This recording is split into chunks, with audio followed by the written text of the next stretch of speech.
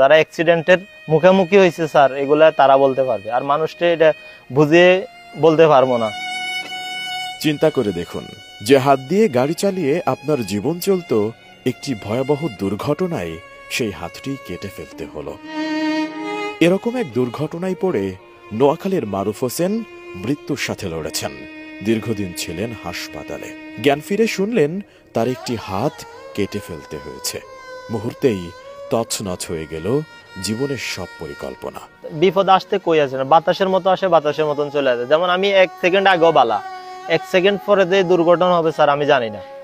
একটু পরে দেখি যে আমার সাথে হাজার হাজার মানুষ কি শুয়ে আছে, পা নাই, হাত নাই, কলিজা নাই, আতুরে উজুরে বের হয়ে গেছে বিয়াম অগ্নিকাণ্ডে, চট্টগ্রাম বিয়াম অগ্নিকাণ্ডে।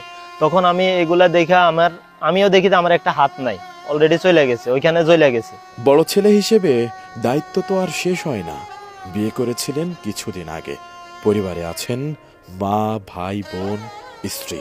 উপার্জনের আর কোনো পথ না থাকায় দুশ্চিন্তা করছিলেন কিভাবে সামলাবেন সামনের দিনগুলো। আমার বাসায় আমার ওয়াইফ আছে, আম্মু আছে, ছোট ভাই আছে, বোন আছে। আব্বু বেঁচে নাই, আব্বু মারা গেছে। আমার অ্যাক্সিডেন্টের 1 বছর পরে আব্বুও মারা গেছে। কিন্তু মানুষের ভাগ্য কতভাবেই না পাল্টে যায়। কথায় আছে, সময়ের 1 ফোঁড়, অসময়ের 10 ফোঁড়। প্রায় 1 বছর আগে একটি বীমা করে রেখেছিলেন মারুফ হোসেন। তাই সঙ্গে সঙ্গে করে ফেললেন বীমার টাকার জন্য আবেদন। টাকাও পেয়ে গেলেন তাড়াতাড়ি।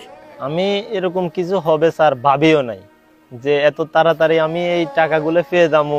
বিশ্বাস করেন, আমি তো ওই সময় লাস্টছিলাম, মানে একটু স্বস্তি আসছে যে এত টাকা আমি পেয়েছি। মানে আমি এটা ভাবতে পারি নাই, কল্পনা করতে পারি নাই স্যার। মানে 10 ঘন্টার ভিতর আমার টাকা আমার অ্যাকাউন্টে ঢুকে যাবে, এটা মানে ভাবতেও পারি নাই।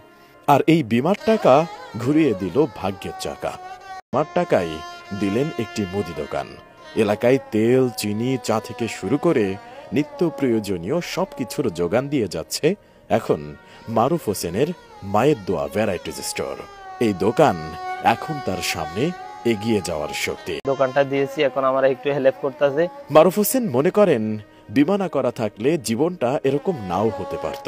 তাই এখন বীমা নিয়ে তিনি সবাইকে জানান তার অভিজ্ঞতার কথা। আমি করতো, সবাই বাদে কথা বলছে, বাট আমি বিশ্বাস করি নাই। এখন যে আমার এই দুর্ঘটনা কি মানুষ আমার 5 টাকা হেল্প করতেছে, আমার আমি যেটার উপরে বিশ্বাস রাখছি ওইটা আমার হেল্প করতেছে স্যার। ফারা বসিয়ে বলছে এটা টাকা মার যায়, আমি তো তাদের কথা বিশ্বাস করি না, কারণ তারা আমাকে 5 টাকা তো হেল্প করতে পারে না।